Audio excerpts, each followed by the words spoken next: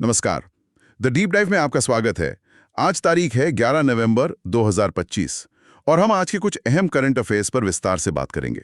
ये है भाग 1 और जैसा आप जानते हैं, ये विश्लेषण खास तौर पर यूपीएससी की तैयारी करने वाले उम्मीदवारों को ध्यान में रखकर तैयार किया गया है। हो सकता है कि कुछ टॉपिक्स पर हमने पहले भी चर्चा की हो, तो वो एक रिवीजन जैसा भी हो जाएगा। बिल्कुल।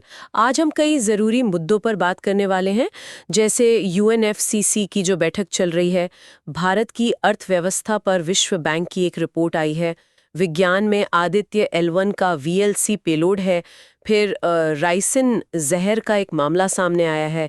इसके अलावा राष्ट्रीय वन्य जीव बोर्ड, अंगोला, मालाबार अभ्यास, कोणार्क मंदिर और साल वृक्ष जैसे विषयों पर भी चर्चा करेंगे, तो काफ़ी कुछ है आज। हाँ, काफी विविध विषय हैं। हमारा मकसद यही रहेगा कि इन सब पर एक स्पष्ट समझ बनाई जाए और परीक्षा के नजरिए से जो खास बातें हैं उन्हें समझा जाए। तो चलिए शुरू करते हैं। सबसे पहले पर्यावरण से जुड़ी खबर लेते हैं। ब्राजील के बेलेम में यूएनएफसीसी का COP30 हो रहा है। ये यूएनएफसीसी और कॉप ये क्या है असल में? थोड़ा इस पर रोशनी डालें। जी, यूएनएफसीसी का मतलब है United Nations framework convention on climate change. ये कह सकते हैं कि जलवायु परिवर्तन पर दुनिया का सबसे बड़ा समझौता है। 1992 में रियो अर्थ समिट में इसे अपनाया गया था। और ये जो कॉप है, यानी कॉन्फ्रेंस ऑफ पार्टीज, ये इसकी सालाना बैठक होती है जहां सारे सदस्य देश, जिन्हें पार्टीज कहते हैं, मिलकर आगे की रणनीति तय करते हैं, समीक्षा करते हैं। तो COP30 मतलब ये 30वीं बैठक है। अच्छा, तो यहीं पर क्योटो प्रोटोकॉल और पेरिस समझौते जैसे निर्णय लिए गए। बिल्कुल, यूएनएफसीसी ही वो आधारभूत संधि है जिसके तहत ये सब कानूनी समझौते हुए हैं। इसका मुख्य उद्देश्य है, मतलब अंतर्राष्ट्रीय सहयोग से ग्लोबल वार्मिंग को रोकना, उसके असर को कम करना और देशों को उसके हिसाब से ढलने में मदद करना। रियो में इसके साथ और भी संधियां हुई थी शायद। हाँ, रियो में 3 प्रमुख संधियां थीं। एक तो ये यूएनएफसीसी जलवायु परिवर्तन पर, दूसरी UNCBD जैव विविधता पर और तीसरी UNCCD मरुस्थलीकरण रोकने पर। और ये यूएनएफसीसी कितना बड़ा है? मतलब कितने देश सदस्य हैं इसके? इसमें लगभग पूरी दुनिया ही शामिल है। 198 पक्षकार हैं, 197 देश और यूरोपीय संघ। और ये अपने फैसलों के लिए वैज्ञानिक सलाह पर निर्भर करता है। वैज्ञानिक सलाह किस तरह की? इसके लिए IPCC intergovernmental panel on climate change है। IPCC की रिपोर्ट्स के आधार पर ही यहाँ ज्यादातर बातचीत और निर्णय होते हैं। IPCC खुद UNEP और WMO ने मिलकर 1988 में बनाया था। अच्छा, तो क्योटो प्रोटोकॉल और पेरिस समझौते पर वापस आते हैं। इनमें मुख्य अंतर क्या था? ये परीक्षा के लिए जरूरी हो सकता है। NDCs की बात भी आती है अक्सर। हाँ, देखिए, क्योटो प्रोटोकॉल जो 1997 में आया, उसने मुख्य रूप से विकसित देशों के लिए बाध्यकारी उत्सर्जन कटौती लक्ष्य रखे थे, जबकि पेरिस समझौता जो 2015 में हुआ, वो ज़्यादा व्यापक है। उसका लक्ष्य है तापमान वृद्धि को 2 डिग्री सेल्सियस से काफ़ी नीचे रखना, कोशिश 1.5 डिग्री तक सीमित करने की है। और NDCs? हाँ, वही सबसे बड़ा फर्क है। पेरिस समझौते में NDCs यानी राष्ट्रीय स्तर पर निर्धारित योगदान की व्यवस्था है। इसके तहत सभी देशों को, चाहे विकसित हो या विकासशील, अपनी मर्जी से जलवायु कार्रवाई के लक्ष्य बताने होते हैं और उन्हें समय समय पर अपडेट करना होता है। तो ये एक तरह से बॉटम अप अप्रोच है। यानी पेरिस समझौता ज्यादा फ्लेक्सिबल और समावेशी है। ठीक है, चलिए अब अर्थव्यवस्था की ओर रुख करते हैं। विश्व बैंक ने भारत पर एक financial sector assessment FSA report जारी की है और रिपोर्ट कह रही है कि भारत 2047 तक $30 ट्रिलियन की अर्थव्यवस्था बनने की राह पर है। ये FSA रिपोर्ट क्या होती है? जी, ये FSA रिपोर्ट FSAP प्रोग्राम का हिस्सा है। FSAP यानी फाइनेंशियल सेक्टर असेसमेंट प्रोग्राम। ये IMF और वर्ल्ड बैंक का एक जॉइंट प्रोग्राम है, 1999 से चल रहा है। ये किसी भी देश के फाइनेंशियल सिस्टम का, मतलब बैंकिंग, बीमा, कैपिटल मार्केट वगैरह का, एक तरह से पूरा हेल्थ चेकअप करता है। उसकी मजबूती, कमजोरियां, जोखिम सब देखता है। तो भारत के लिए इस ताज़ा चेकअप में क्या निकला है? क्या मुख्य बातें हैं? रिपोर्ट काफी पॉजिटिव है भारत के लिए। कहा गया है कि भारत का वित्तीय सिस्टम अब पहले से ज्यादा लचीला बन गया है, उसमें विविधता आई है और वो ज्यादा समावेशी हुआ है। समावेशी मतलब? मतलब ज्यादा लोग अब फाइनेंशियल सर्विसेज से जुड़ पाए हैं। इसमें भारत के डिजिटल पब्लिक इंफ्रास्ट्रक्चर जैसे यूपीआई, आधार और सरकारी योजनाओं का बड़ा योगदान माना गया है। खासकर महिलाओं की पहुंच बढ़ी है। एनबीएफसीज के लिए जो स्केल बेस्ड रेगुलेशन आया है उसकी भी तारीफ की गई है। और एक और अहम बात, भारत का जो पूंजी बाजार है, इक्विटी, बॉन्ड वगैरह, वो जीडीपी के मुकाबले काफी बड़ा हुआ है। पहले करीब 144% था, अब 175% के आसपास पहुंच गया है। अच्छा, ये तो काफी महत्वपूर्ण विकास है। अब जरा विज्ञान और तकनीक पर आते हैं। भारत का जो सोलर मिशन है आदित्य L1, उस पर एक पेलोड है VELC। इससे जुड़ी कुछ खबर है? हाँ, VELC यानी विजिबल एमिशन लाइन कोरोनाग्राफ, ये आदित्य L1 का मुख्य पेलोड है। इसे बेंगलुरु के Indian institute of astrophysics IIA ने बनाया है। तो खबर ये है कि IIA के वैज्ञानिकों ने नासा के साथ मिलकर VELC से मिले डेटा का इस्तेमाल करके कोरोनल मास इजेक्शंस CMEs के कुछ अहम पैरामीटर्स का अनुमान लगाया है। CME मतलब सूर्य से निकलने वाले बड़े ऊर्जा के गुबार। VLC की खासियत क्या है? मतलब ये दूसरे उपकरणों से अलग कैसे है? VLC एक खास तरह का कोरोनाग्राफ है जो सूर्य के कोरोना यानी उसके बाहरी एटमॉस्फेयर का अध्ययन करता है। इसकी सबसे बड़ी खासियत ये है कि ये सूर्य की सतह के बहुत करीब, लगभग 1.05 गुना सोलर रेडियस तक कोरोना की इमेज ले सकता है।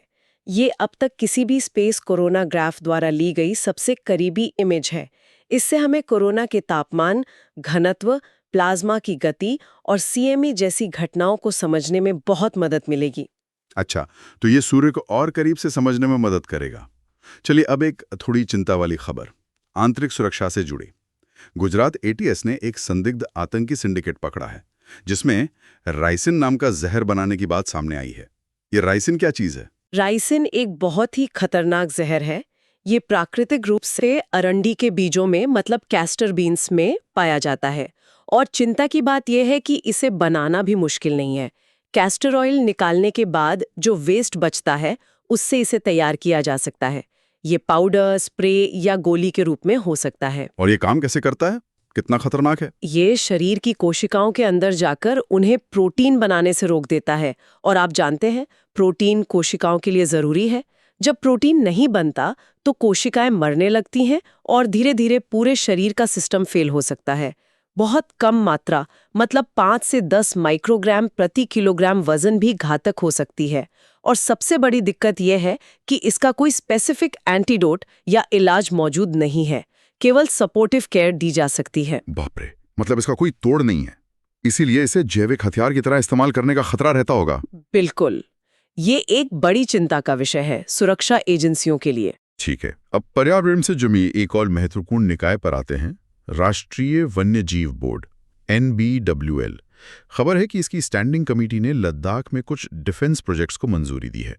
ये NBWL क्या काम करता है? NBWL यानी national board for wild life, ये वाइल्ड लाइफ प्रोटेक्शन एक्ट 1972 के तहत बनाया गया एक सांविधिक निकाय, स्टैट्यूटरी बॉडी है। ये वन्यजीव संरक्षण से जुड़े मामलों में सरकार को सलाह देने वाली सर्वोच्च संस्था है। प्रधानमंत्री इसके अध्यक्ष होते हैं। इसका एक मुख्य काम है प्रोटेक्टेड एरियाज जैसे नेशनल पार्क, सैंक्चुअरी या उनके आसपास के इको सेंसिटिव जोन में किसी भी प्रोजेक्ट के लिए मंजूरी देना या न देना। तो ये जो लद्दाख वाली मंजूरी है, ये पूरे NBWL ने दी है या इसकी स्टैंडिंग कमेटी ने? इनमें क्या फर्क है? हाँ, ये एक जरूरी पॉइंट है। NBWL एक बड़ी 47 सदस्यों की बॉडी है, लेकिन इसके तहत एक स्टैंडिंग कमेटी भी होती है जिसके अध्यक्ष पर्यावरण मंत्री होते हैं और इसमें कम सदस्य होते हैं। ज्यादातर जो प्रोजेक्ट क्लियरेंस का काम होता है, खासकर प्रोटेक्टेड एरिया में जमीन के डाइवर्जन से जुड़ा, वो यही स्टैंडिंग कमेटी देखती है। तो लद्दाख वाली परियोजनाओं की सिफारिश भी इसी स्टैंडिंग कमेटी ने की है, जबकि बड़े नीतिगत फैसले लेना पूरे NBWL का काम है। अच्छा, तो स्टैंडिंग कमेटी ज्यादातर प्रोजेक्ट अप्रूवल का काम देखती है। समझ गया। चलिए अब थोड़ा विदेश चलते हैं। भारत के राष्ट्रपति अंगोला की यात्रा पर हैं। ये किसी भारतीय राष्ट्रपति की पहली अंगोला यात्रा बताई जा रही है। अंगोला कहाँ है और क्या खास है वहाँ? जी, अंगोला अफ्रीका के दक्षिण पश्चिमी हिस्से में अटलांटिक महासागर के तट पर है। इसके पड़ोसी देश हैं Congo Republic, democratic Republic of Congo, Zambia और नामीबिया। राजधानी लुआंडा है। ये देश प्राकृतिक संसाधनों, खासकर पेट्रोलियम और हीरे के लिए जाना जाता है। वहाँ का मौसम या कोई नदी, पहाड़? जलवायु ट्रॉपिकल है, लेकिन तट के पास ठंडी बेंगवेला करंट बहती है, उसका असर रहता है। क्वांगो और क्वांजा वहाँ की मुख्य नदियां हैं। माउंट मोको सबसे ऊंची चोटी है। तेल और हीरे के अलावा लोहा, फॉस्फेट, तांबा, सोना, यूरेनियम जैसे खनिज भी मिलते हैं। ठीक है। भूगोल से ही जुड़ा एक और स्थान है, कैनरी आइलैंड्स। स्पेन का है ये द्वीप समूह। यहाँ हाल में ऊंची लहरों से कुछ हादसा हुआ। ये कहाँ पर है? कैनरी आइलैंड्स ये अटलांटिक महासागर में है। भौगोलिक रूप से देखें तो ये अफ्रीका के उत्तर पश्चिमी तट के काफी करीब है, मोरक्को से लगभग 100 किलोमीटर दूर। लेकिन राजनीतिक रूप से ये स्पेन का हिस्सा है, एक स्वायत्त समुदाय। ये ज्वालामुखी से बने द्वीप हैं और स्पेन की सबसे ऊंची चोटी माउंट टेड वो यहीं टेनरीफ द्वीप पर है। टेनरीफ ही इनका सबसे बड़ा द्वीप भी है। अच्छा, मतलब हैं अफ्रीका के पास पर हैं स्पेन के। दिलचस्प है। चलिए अब भारत की कला और संस्कृति की बात करते हैं। कोणार्क सूर्य मंदिर ओडिशा में। खबर है कि एएसआई ने इसके नाट मंडप में टूरिस्ट की एंट्री रोक दी है। इस मंदिर के बारे में कुछ बताइए। जी, कोणार्क का सूर्य मंदिर 13वीं शताब्दी में पूर्वी गंग वंश के राजा नरसिंह देव प्रथम ने बनवाया था। ये सूर्य देवता को समर्पित है और अपनी अद्भुत वास्तुकला के लिए दुनिया भर में मशहूर है। 1984 से ये यूनेस्को वर्ल्ड हेरिटेज साइट भी है। ये ओडिशा या कलिंग वास्तुकला का एक बेहतरीन उदाहरण है। इसकी बनावट में क्या खास है? इसे शायद ब्लैक पैगोडा भी कहा जाता था। हाँ, बिल्कुल।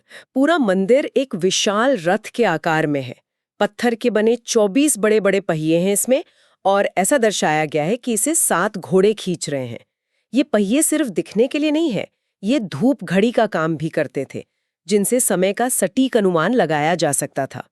पत्थर पर जो नक्काशी है वो तो लाजवाब है ही, और ब्लैक पैगोडा इसे यूरोपियन नाविक कहते थे, इसके गहरे रंग की वजह से, और शायद इसलिए भी कि वो इसे नेविगेशन के लिए एक लैंडमार्क की तरह इस्तेमाल करते थे।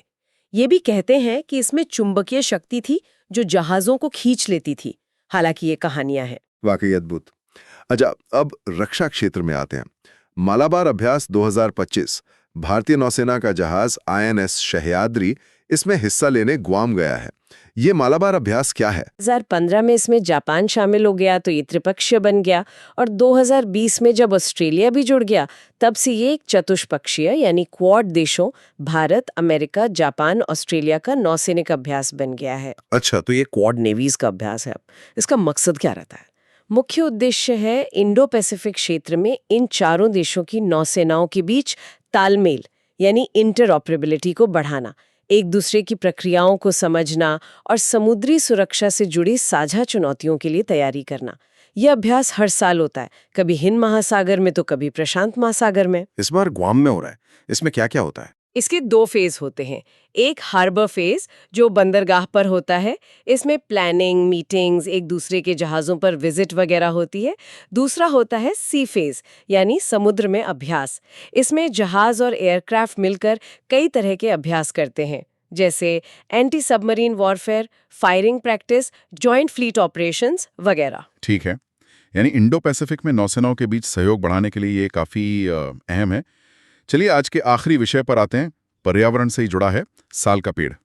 हिमाचल प्रदेश यूनिवर्सिटी के वैज्ञानिकों ने कहा है कि ये पेड़ प्रदूषण से लड़ने में सबसे अच्छा एयर प्यूरिफायर है। हाँ, साल का पेड़, जिसका वैज्ञानिक नाम शौर्या रोबस्टा है, ये भारत के सबसे पुराने और मजबूत पेड़ों में से एक है। इसे जंगलों का प्रहरी भी कहते हैं। ये उत्तराखंड, यूपी के तराई, झारखंड, उड़ीसा, मध्य प्रदेश, छत्तीसगढ़, पश्चिम बंगाल में खूब पाया जाता है। ऐसा क्या है इसमें जो इसे इतना अच्छा एयर प्यूरिफायर बनाता है? देखिए, इसकी पत्तियां जो होती हैं वो मोटी और थोड़ी मोम जैसी होती है, तो धूल, कार्बन और हवा में जो महीन कण होते हैं वो इसकी सतह पर चिपक जाते हैं। इसमें क्लोरोफिल की मात्रा भी ज्यादा होती है, जिससे ये कार्बन मोनोऑक्साइड और सल्फर डाइऑक्साइड जैसी नुकसानदेह गैसों को सोखने में ज्यादा सक्षम होता है। और इसका जो घना फैलाव होता है ऊपर, कैनोपी जिसे कहते हैं, वो भी एक तरह से नेचुरल फिल्टर का काम करता है। और ये पेड़ बहुत टिका हुआ है, 100 साल तक जी सकता है, और इसे ज्यादा देखभाल की जरूरत भी नहीं पड़ती। कमाल है। तो ये थे 11 नवंबर 2025 भाग 1 के कुछ अहम करंट अफेयर्स। हमने UNFC COP30, भारत की FSC रिपोर्ट, आदित्य L1 का VLC पेलोड, रेसन जहर का खतरा, NBW की भूमिका, अंगोला और कैनरी द्वीप समूह, कोणार्क सूर्य मंदिर, मालाबार अभ्यास और साल वृक्ष के महत्व जैसे कई विषयों पर बात की। जी, और ये सभी विषय दिखाते हैं कि कैसे दुनिया की नीतियां, देश की अर्थव्यवस्था, विज्ञान की तरक्की, सुरक्षा की चिंताएं, पर्यावरण के प्रयास, अंतर्राष्ट्रीय रिश्ते और हमारी अपनी संस्कृति, ये सब आपस में कैसे जुड़े हुए हैं। यूपीएससी की तैयारी के लिए इसी इंटरकनेक्टेडनेस को समझना, एक होलिस्टिक व्यू रखना बहुत जरूरी है। आज की चर्चा से एक विचार ये भी आता है कि जैसे साल का पेड़ है, वो चुपचाप लगातार हवा को साफ करने का अपना काम करता रहता है, तो क्या इसी तरह हमारे छोटे छोटे लेकिन लगातार किए जाने वाले व्यक्तिगत और सामूहिक प्रयास भी जलवायु परिवर्तन या आर्थिक असमानता जैसी जो बड़ी वैश्विक चुनौतियां हैं, उनसे निपटने में निर्णायक साबित हो सकते हैं? इस पर जरूर सोचना चाहिए। बहुत खूब। उम्मीद है हमारे श्रोताओं को ये विश्लेषण जानकारी भरा और उपयोगी लगा होगा। अगर आपको ये चर्चा पसंद आई तो प्लीज़ इसे लाइक करें और हमारे चैनल को सब्सक्राइब करना ना भूलें, ताकि आप भविष्य के विश्लेषणों से भी जुड़े रह सकें। जल्द ही मिलेंगे भाग 2 के साथ। नमस्कार।